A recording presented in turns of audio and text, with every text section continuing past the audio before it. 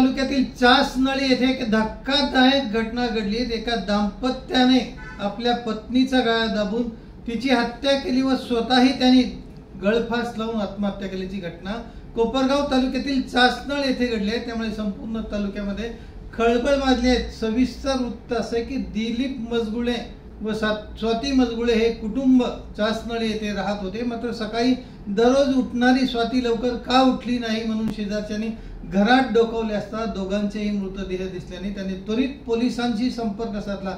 त्यानंतर पोलिसांचा फौजफाटा तिथे आला व अधिकाऱ्यांनी प्राथमिक माहिती अशी दिली की कौटुंबिक वादातून हा प्रकार घडला असावा। मात्र सविस्तर नेमकी काय झालंय याची घटना पोस्टमार्टम केल्यानंतर कळेल। एकंदरीतच परिसरामध्ये संपूर्ण हळहळ व्यक्त केली जात आहे। स्वाती ही अंगणवाडी येथे कामाला होती व आपल्या कुटुंबाचा उदरनिर्वाह होण्यासाठी चहाचा सुद्धा व्यवसाय करण्याची माहिती समोर येत आहे। मात्र अशा पद्धतीत नेमक्या कुटुंबात काय वाद झाले असावे, दिलीप यांनी भिंतीवर काहीतरी लिहून ठेवलं होतं, नेमका काय तो विषय आहे, पोलीस लवकरच त्याची माहिती सविस्तर देतील। याबद्दल आमची माहिती घेतली आहे प्रतिनिधी रावसाहेब वरपे, अहिल्यानगर आहे आणि काय एकंदरीत प्रकार घडलेला आहे, काय सविस्तर माहिती? हे कोपरगाव तालुक्यातील चासनळी नावाचं गाव आहे। सदर गावामधील दिलीप शंकर मुजगुले आणि स्वाती शंकर मुजगुले पती पत्नी आहे।